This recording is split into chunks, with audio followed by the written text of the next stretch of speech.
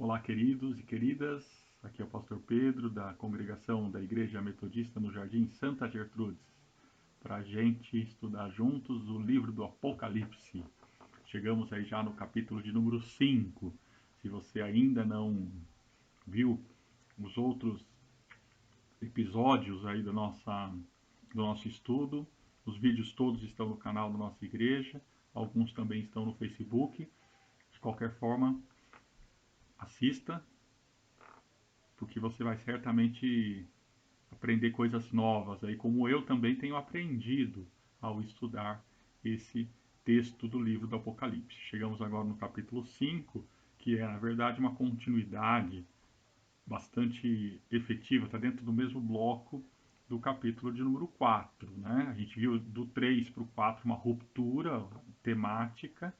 O capítulo 4 e 5 formam um conjunto que depois vai desembocar, né? Vai se esparramar na lógica que a gente já trabalhou aqui do livro do Apocalipse para o capítulo de número 6.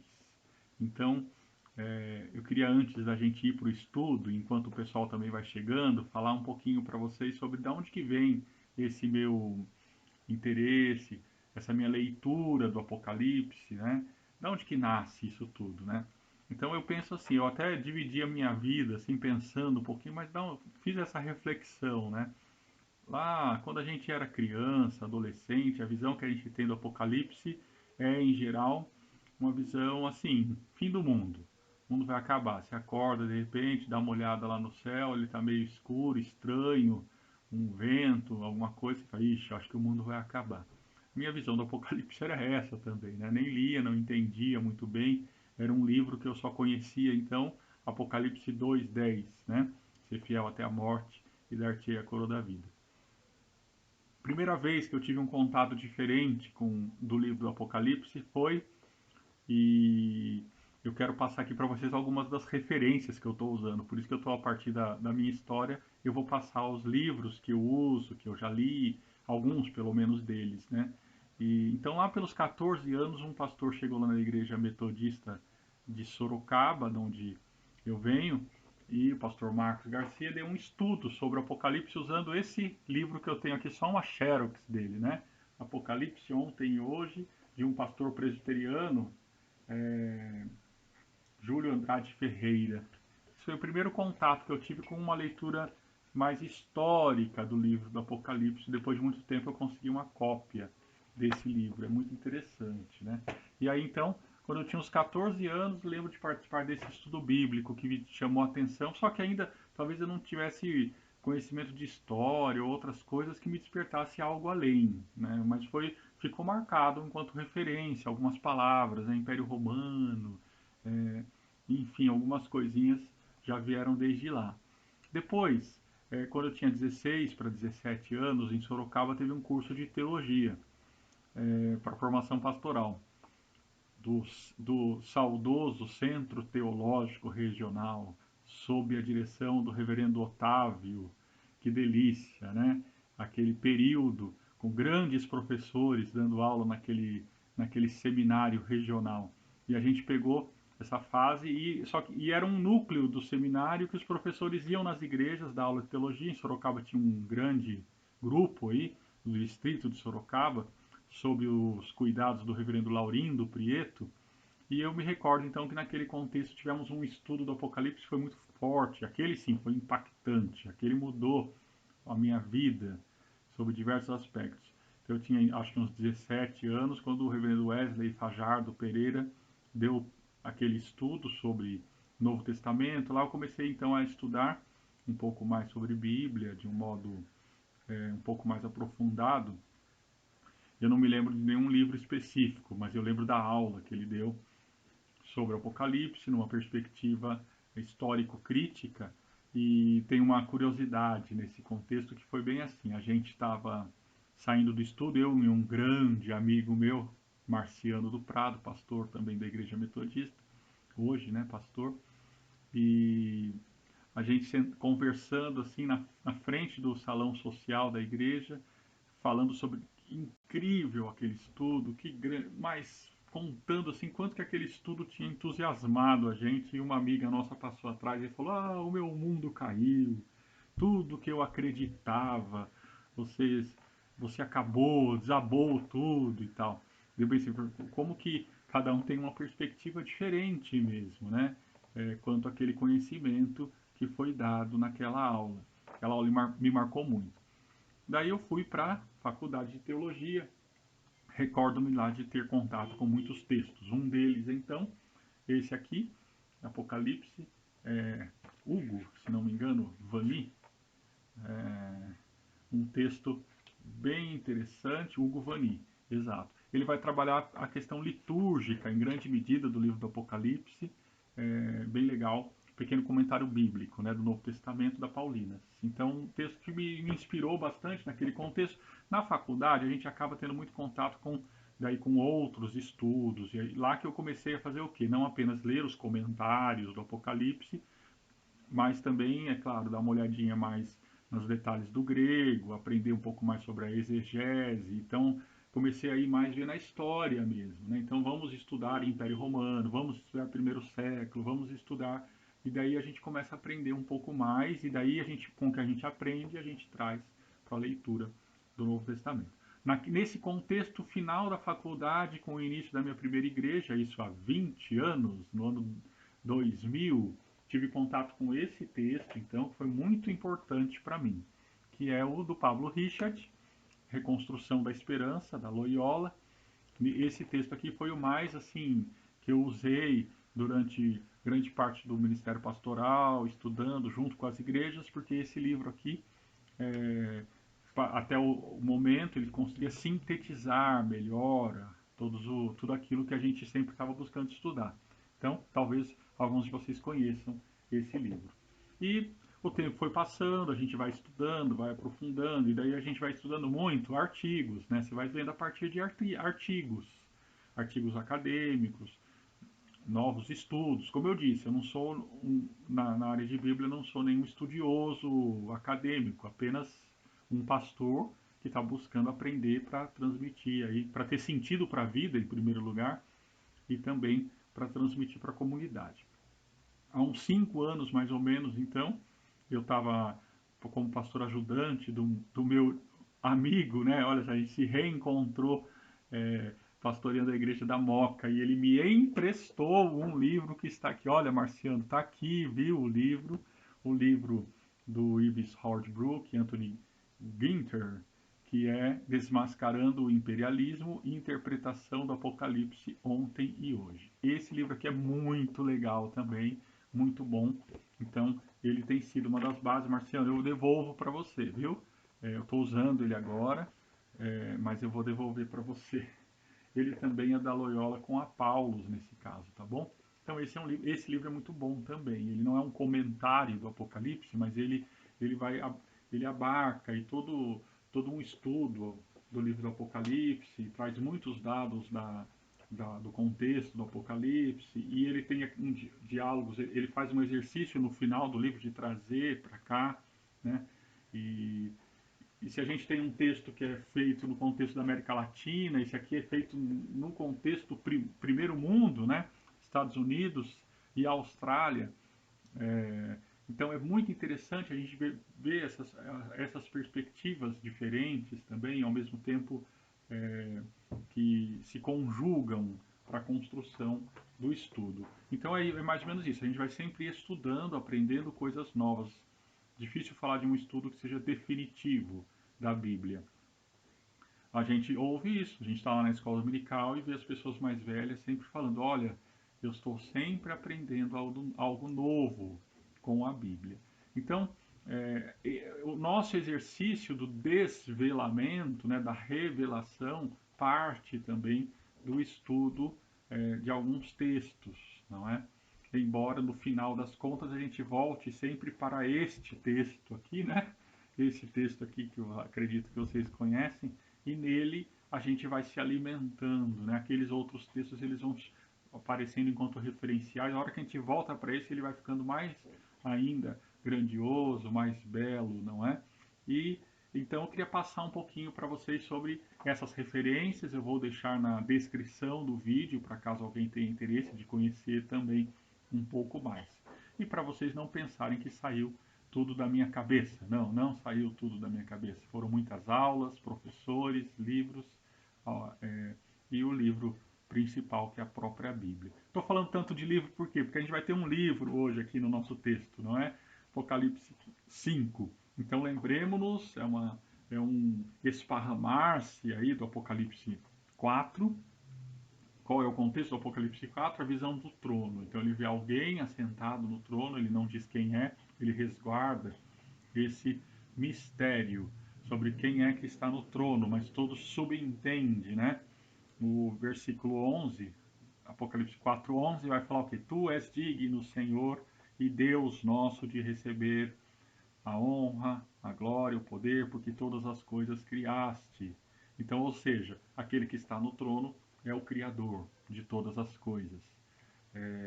E daí o texto, essa divisão de capítulos é uma divisão recente, historicamente, né? Vamos dizer assim, do século X, talvez.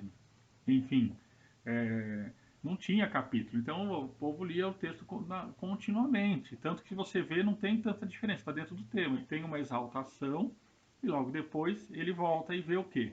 Versículo 1.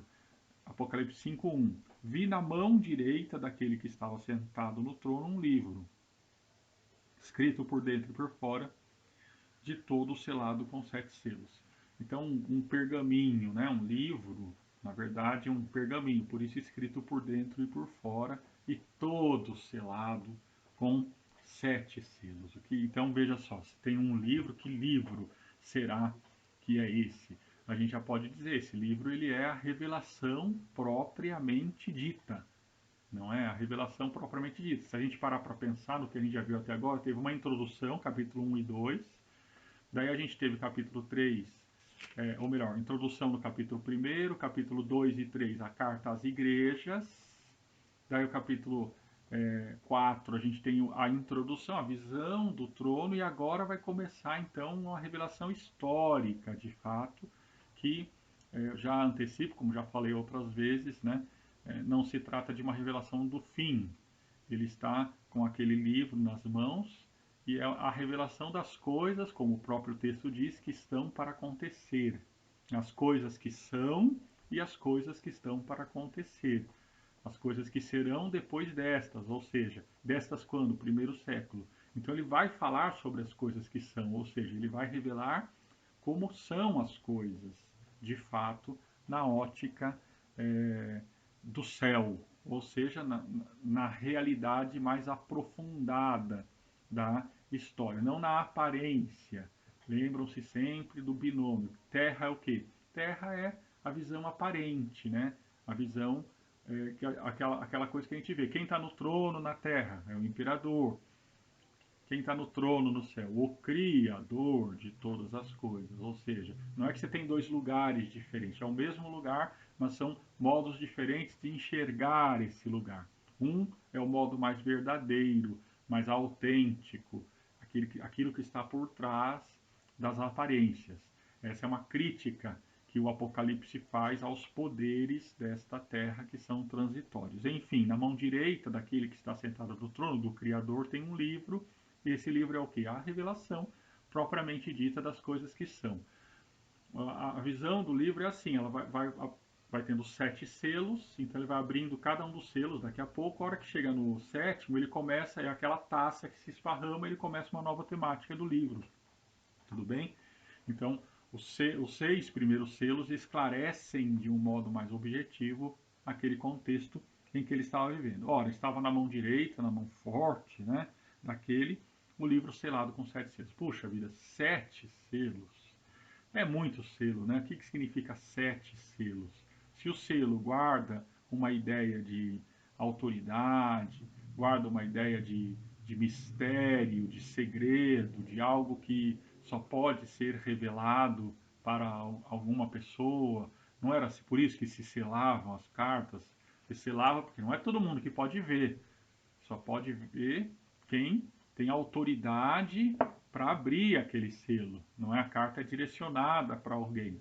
Nesse caso, você tem 7 selos. 7 no Apocalipse, lembra-se sempre. Plenitude, né? A totalidade. Então, esse é um livro totalmente selado. É um livro que está totalmente inacessível para as pessoas em geral. E ele ouve, então, no versículo 2 e 3, ele ouve uma voz de um anjo forte. Daqui a pouco eu vou falar sobre anjos. Que proclamava. Ele ouve essa com a grande voz: quem é digno de abrir o livro e de desatar os selos? Então você tem aqui essa pergunta, esse termo, né, quem é digno, quem merece, talvez seja isso. Essa palavra digno ela vai aparecer 4 vezes no capítulo 5 e só vai aparecer mais uma vez lá no capítulo 16. Então quem merece, né, abrir, quem tem o mérito necessário para abrir esse, esse livro e desatar os selos. Daí a gente tem um drama. Essa primeira parte do capítulo 5 é dramática. Por quê? Versículo 3, ora, nem no céu, nem sobre a terra, nem debaixo da terra, ninguém podia abrir o livro, nem mesmo olhar para ele. Então vocês veem que o livro, sendo a revelação, ela estava inacessível. É uma palavra interessante, porque os primeiros cristãos e cristãs, eles estavam procurando respostas. E por que era tão difícil encontrar as respostas? Por que era tão difícil? Porque, de fato, as respostas, em geral, para o sentido da vida, o sentido das coisas, ela não é tão fácil assim de ser alcançada. As respostas não são tão acessíveis assim. Quero aprofundar um pouco, né, sobre o que? O absurdo limite da nossa visão quanto ao sentido das coisas, quanto ao sentido das coisas da vida. A gente nasce, queridos irmãos e irmãs, dentro de um contexto, e no nosso contexto familiar, a gente vai aprendendo muitas coisas, não é? A gente vai aprendendo a olhar o mundo. A gente vai aprendendo o que é bom e o que é ruim a partir de tudo que vai sendo colocado na nossa mente, pela família, pela escola, pela igreja, não é? Pela televisão, enfim. E aí a gente vai encontrando um jeito de enxergar a realidade.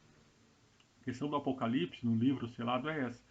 Ninguém consegue enxergar aquele livro, por quê? Porque o livro é inacessível em geral. Essa revelação toda exige que a gente aprenda a enxergar algo. E a gente não tem o conhecimento necessário. Ora,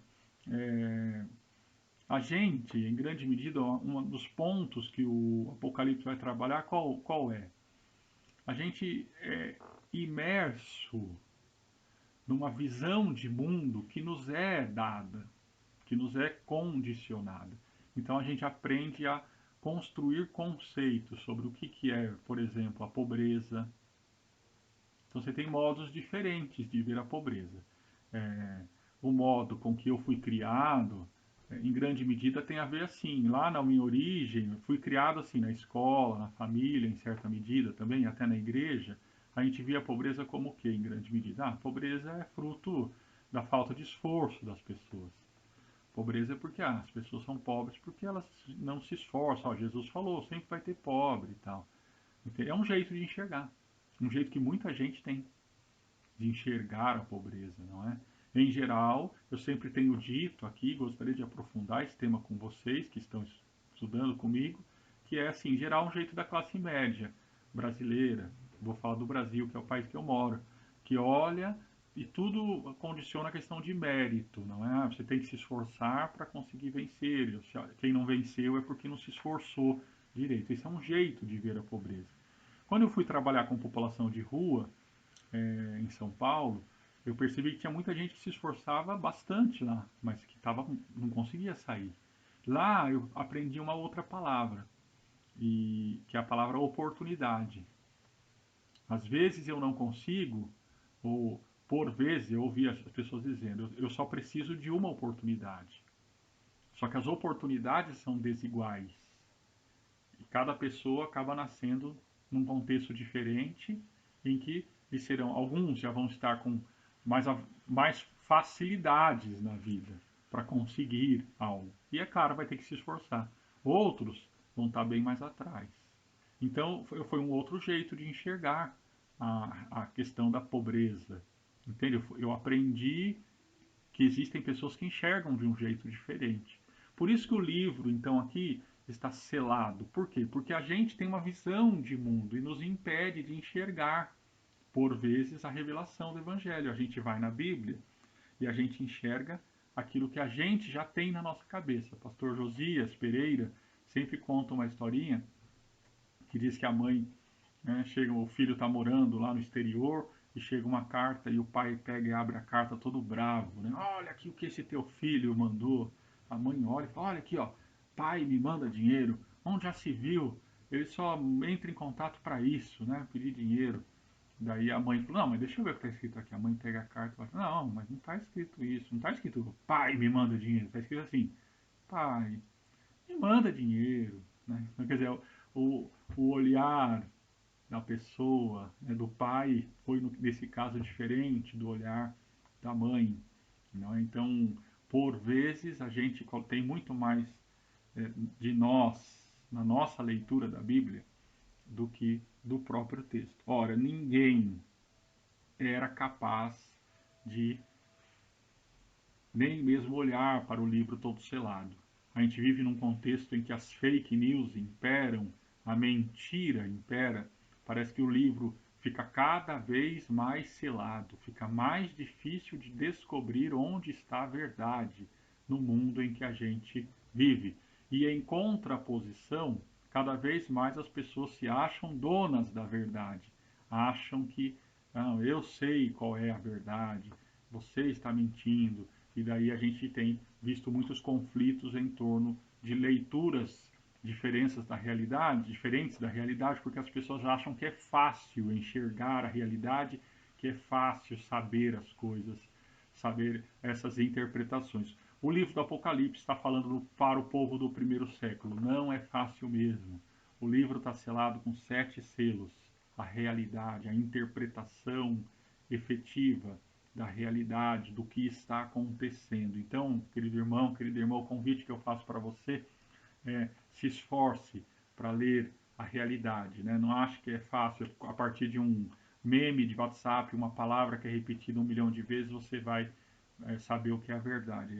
Está difícil de saber qual é a verdade e a gente precisa se esforçar muito para isso. Tanto que o João, o autor do livro, ele vai dizer o quê? Nem no céu, nenhum lugar, ninguém conseguia ver, e ele, aqui lembra muito o sonho, né, que a gente tem também. Ele diz no versículo 4, e eu chorava muito, porque ninguém foi achado digno de abrir o livro, nem mesmo de olhar para ele. Então, é um drama que se desenrola, é o drama das comunidades do primeiro século, que estão vivendo sofrimento e que não estão entendendo, que estão sendo excluídas e que não estão compreendendo o porquê das comunidades cristãs, da Rosa Menor, algumas delas, que veem outros prosperarem e falam, mas por que, que a gente está se ferrando só aqui em Esmirna ou em outras cidades?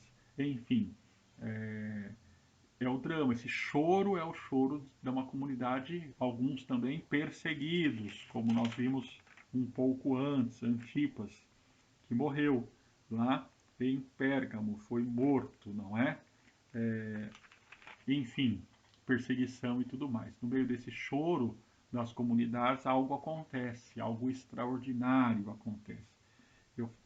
Alguém, então, todavia, um dos anciãos, versículo 5, um dos anciãos me disse.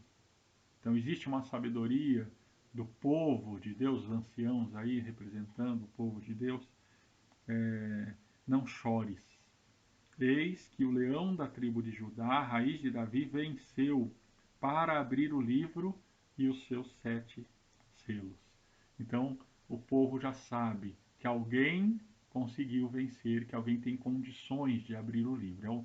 Então, é uma narrativa, mas que não é uma narrativa... Quando que vai acontecer isso, pastor Pedro? Não é que vai acontecer isso, já aconteceu e acontece sempre. O livro é aberto. Né?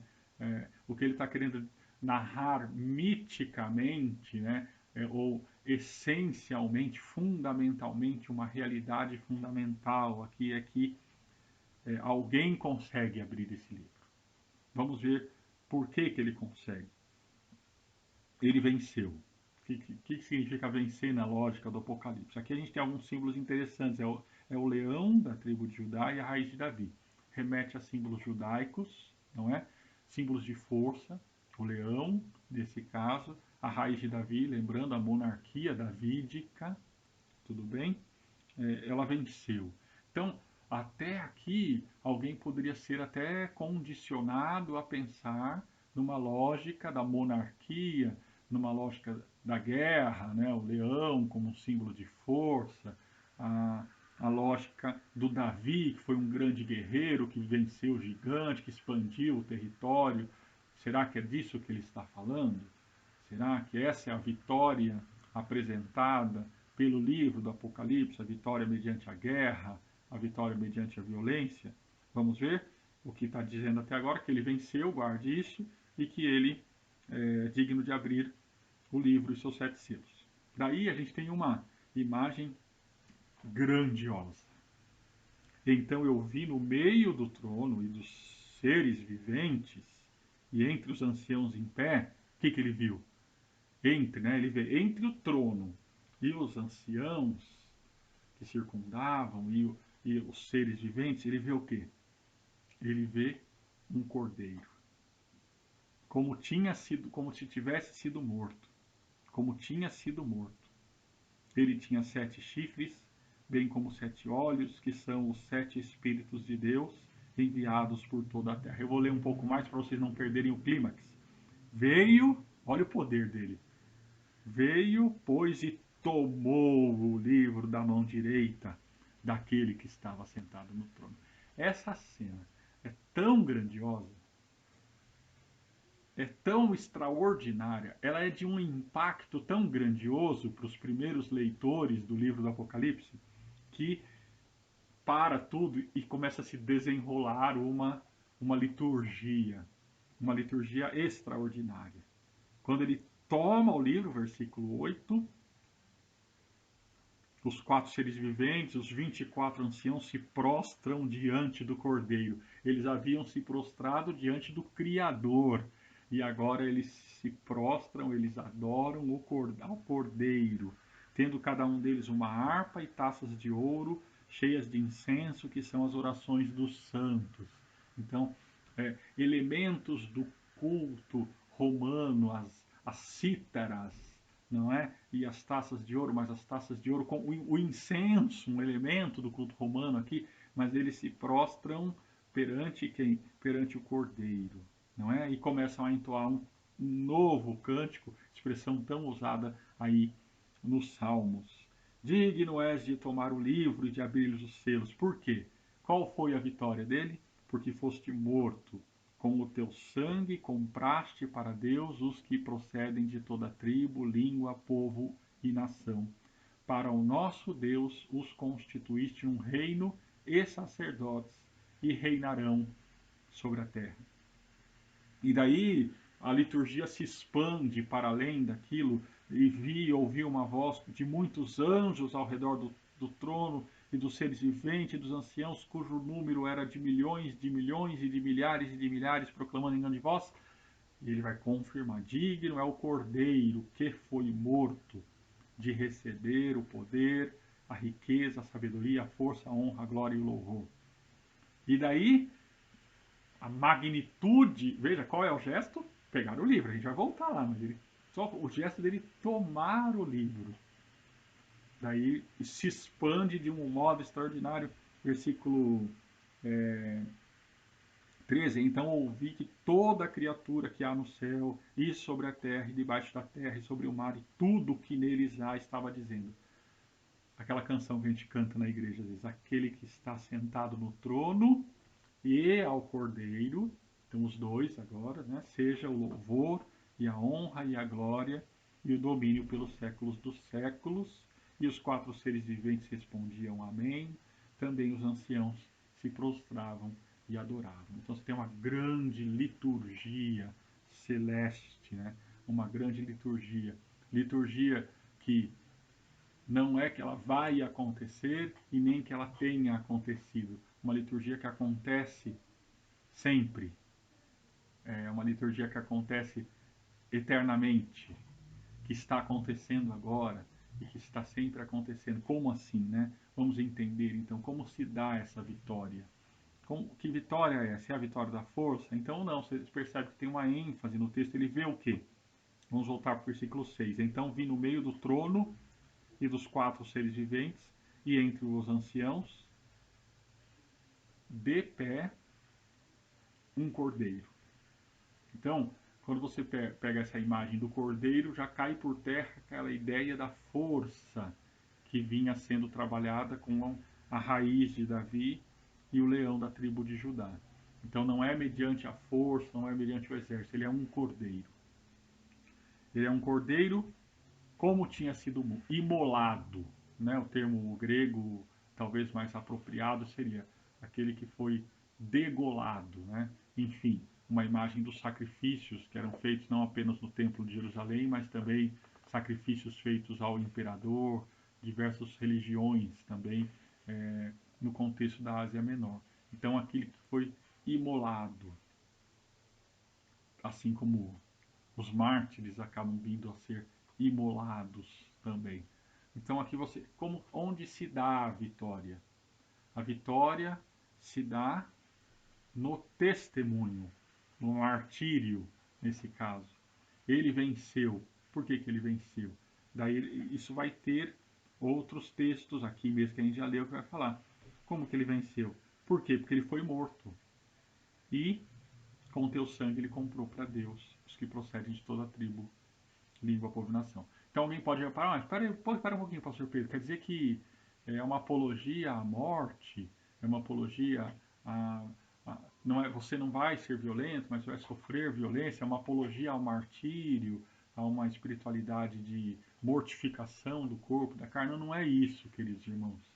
Não é isso, queridos irmãos. Para a gente entender essa lógica do texto, a gente tem que entender o que significa no primeiro século, na época em que o Império Romano dominava mediante a força, você dizer que quem vence é aquele que foi morto pelo Império. Eu não estou do lado das armas do Império, da força bruta do Império, da lógica econômica do Império. Eu sirvo, eu tributo honra, glória, poder a quem? Aquele que foi morto pelo Império. Essa é uma palavra que tem um poder existencial, um poder político, um poder de visão de mundo extraordinário. Eu não sirvo a aquele cara que tem a sua imagem na moeda. Eu sigo aquele que morreu na cruz. Mas tem algo importante, tem um detalhe que não pode passar percebido. Esse cordeiro que foi imolado, que foi morto, está em pé. E essa palavra no livro do Apocalipse é uma palavra muito importante. Em pé. Por que é importante? Porque ele não está mais morto. Se a gente for ver nos livros do Novo Testamento, a palavra ressurreição não é uma palavra conhecida no contexto da língua grega, inclusive. Se eu não me engano, nem existe tanto ressurreição. Que a palavra que existe é levantar-se, entende? Então, retoma os textos que falam da ressurreição de Jesus em Atos, você vai ver, ele se levantou, percebem? Ele está em pé. Então o cordeiro está em pé. Ele foi morto, mas ele venceu. Tudo bem? Ele venceu quando? Quando ele foi fiel até para a morte. Ele não se curvou à lógica do império. Então não é uma apologia, então agora eu aqui vou me matar ou vou ficar me mortificando. Não é esse o contexto, não é uma apologia ao sofrimento e à dor. É uma palavra de contraposição, de resistência. Não é na exaltação da força, da violência, não é no grito, não é na mentira que você vai encontrar vida, que você vai encontrar salvação, que você vai encontrar o ideal da sociedade. É seguindo aquele que também foi morto por essa lógica terrível do império. Então, ele é digno de tomar o livro. Por quê? Porque ele conhece de um modo mais aprofundado as coisas. Então, a gente tem dois pontos importantes que eu não falei ainda, mas que não poderíamos deixar. Primeiro, 7 chifres. O cordeiro tem 7 chifres e tem 7 olhos, que são 7 Espíritos de Deus enviados por toda a terra. Então veja só, aqui é uma concentração de símbolos. A igreja, eu não vou entrar no detalhe agora, mas a igreja ela aprendeu a ver sempre figuras chifrudas como do mal, né? E aqui você percebe que não são do mal, né? Os chifres, aqui o chifre está... O cordeiro tem 7 chifres. Número 7, mais uma vez, sinalizando a plenitude.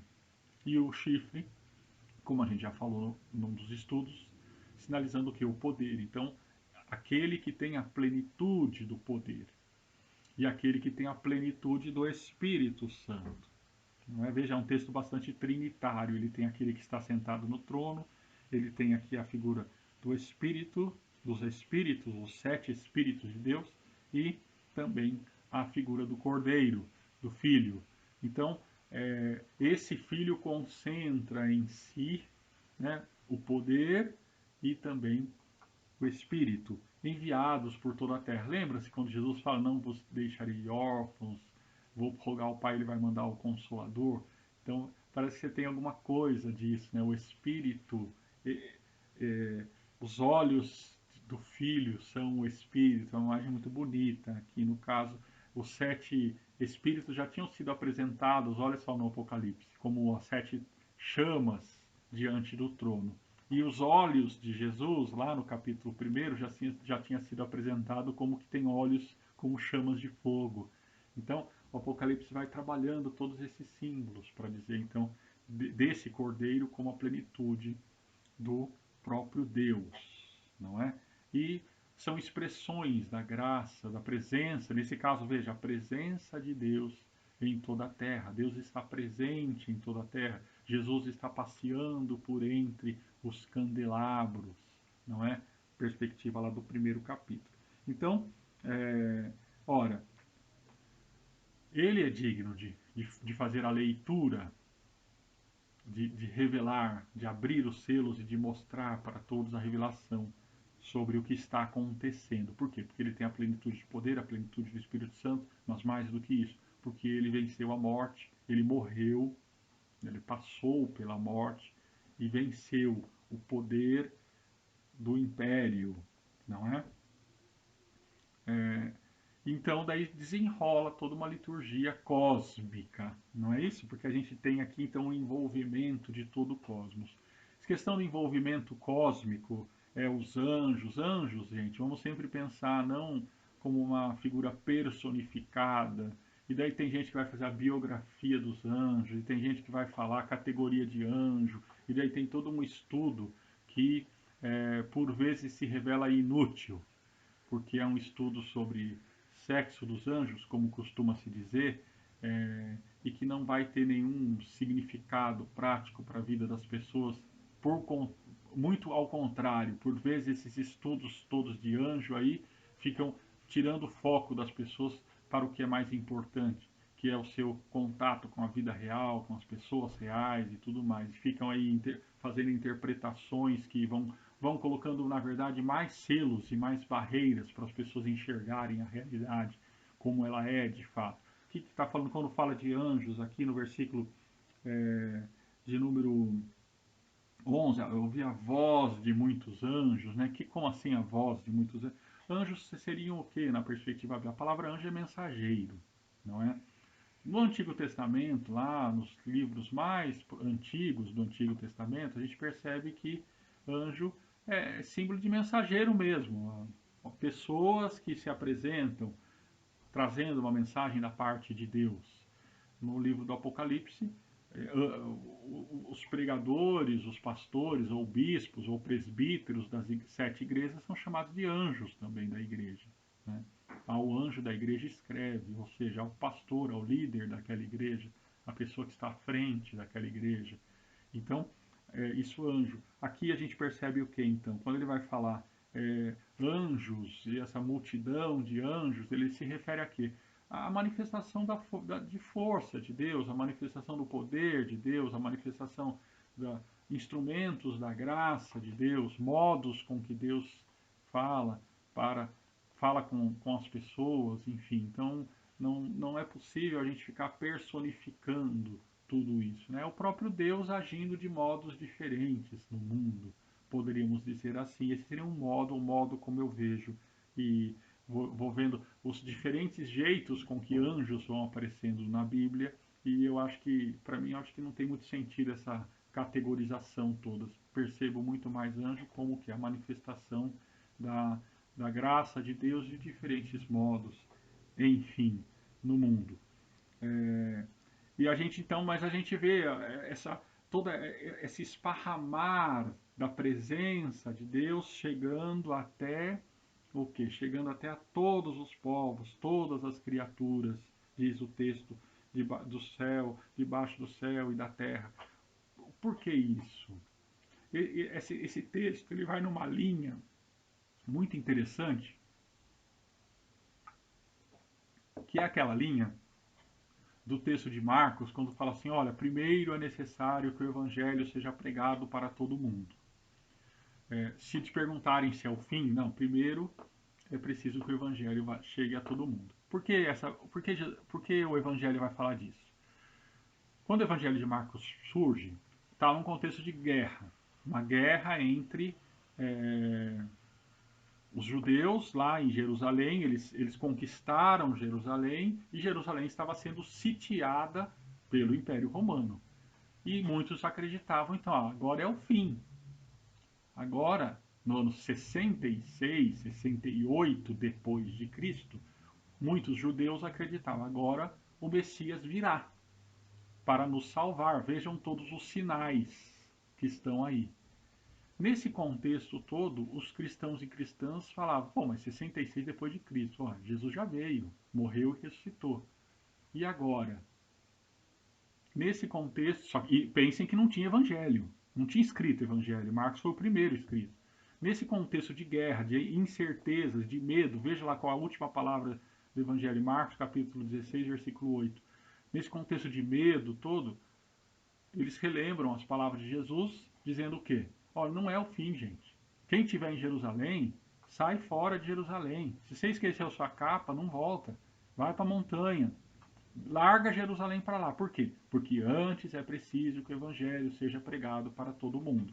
Ou seja, é aquela dinâmica, aquela perspectiva de que os judeus, eles pensavam só, tinham um pensamento naquele contexto, os primeiros cristãos e cristãs, a redenção é para a gente, a redenção é aqui, a nossa realidade aqui. O evangelho de Marcos já chega querendo expandir, falando, gente, não é por aqui, não é só para cá, não.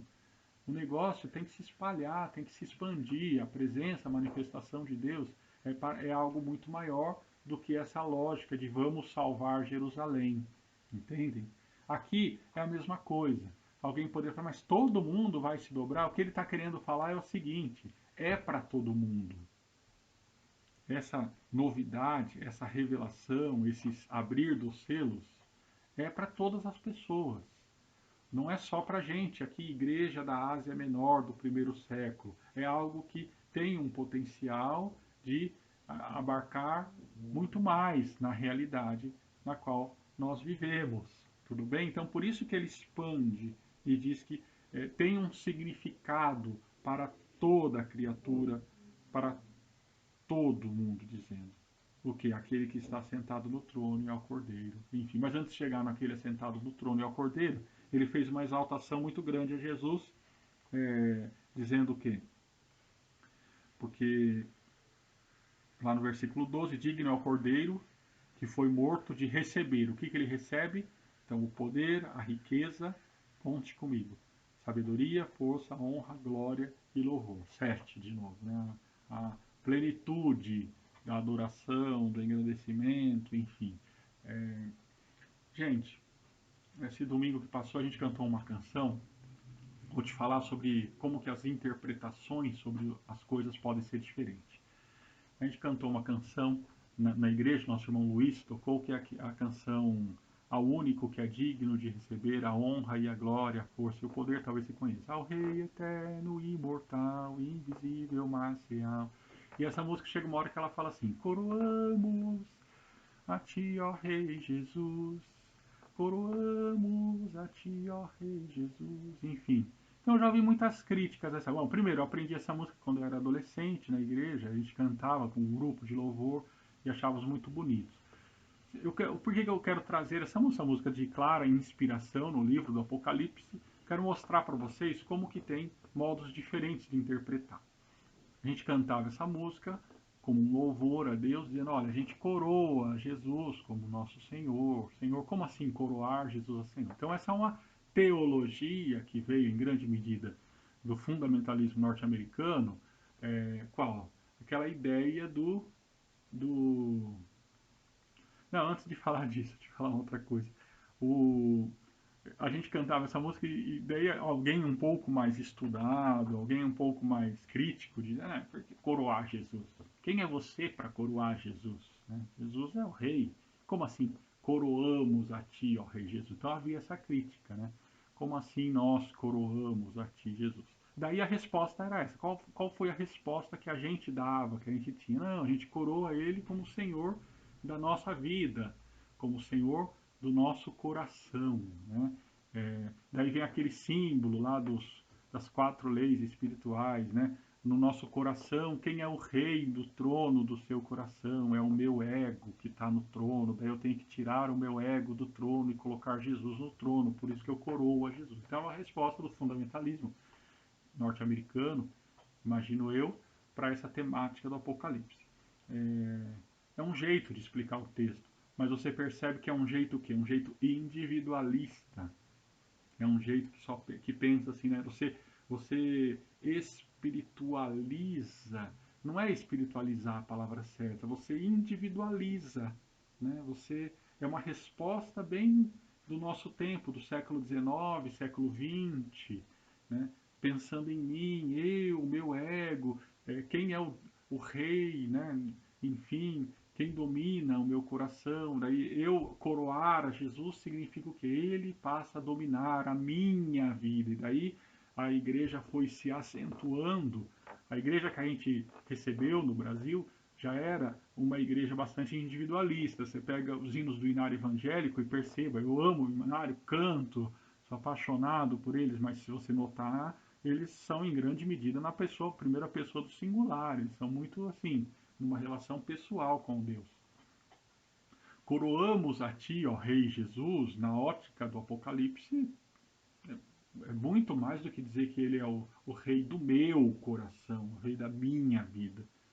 Ele tem uma dimensão muito maior, né? Dizer que ele é Senhor, a dimensão de uma contraposição a outros senhores, uma dimensão de que aqueles que detêm o poder, o domínio e querem impor uma lógica para as pessoas, a gente não segue essa lógica, esse tipo esse modo de ser, não é? No mundo, essa lealdade, essa honra.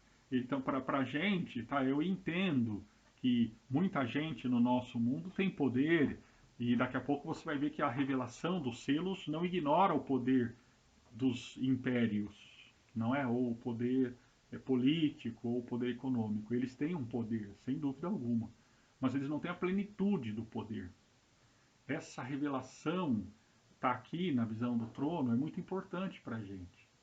A gente vive num contexto também que a gente às vezes pode ser tentado a achar que as coisas são assim mesmo.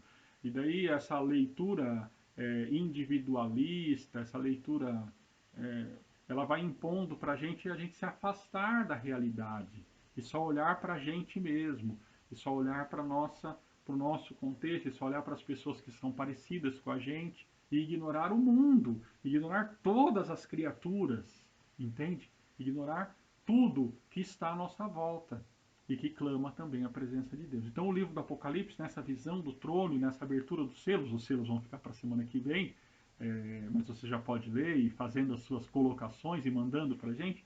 Mas é isso, nessa visão do trono ele vai querer dizer o quê? Então, olha, a gente precisa aprender a criticar o nosso olhar à realidade e abrir a nossa mente para um olhar muito mais aprofundado. No contexto da Ásia Menor do primeiro século, a grande novidade no olhar era o olhar do Cordeiro, o olhar daquele que foi despossuído de poder, mas que foi alçado ao poder por aquelas comunidades pobres da Ásia Menor.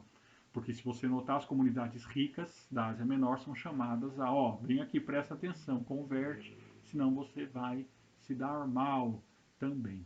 Então, posso dizer para vocês, para a gente finalizar, né? Essa visão do trono, eu falei, pô, mas aconteceu sempre, né? Porque Deus vai renovando essa experiência de um novo modo de ver as coisas no mundo no decorrer da história. Para os povos de modos diferentes, e na nossa tradição, que vem da tradição judaico e cristã, mediante a tradição dos profetas, mediante a tradição daqueles que viram e sempre se contrapuseram à lógica da dominação. Então, podemos dizer que o livro foi aberto na época de Moisés, quando o povo se libertou do Egito, quando os juízes falavam de libertação, quando os profetas falavam de libertação. Em cada momento histórico, o livro vai sendo aberto, quando a gente tem consciência de que o poder não está na dominação, na violência, no falar mais alto, o poder está em seguir o caminho do amor, o caminho da construção da paz, caminhos que vão sendo descritos também aqui no livro do Apocalipse e que a gente vai aprender muito mais. Gente, quero fazer aqui mais uma vez o convite, manda suas sugestões, manda se faltou algo que a gente não conversou, fala, não deixa passar para depois, tá? Vamos estabelecendo esse diálogo, eu estou à disposição de vocês. Semana que vem, capítulo 6. Forte abraço, que Deus te abençoe.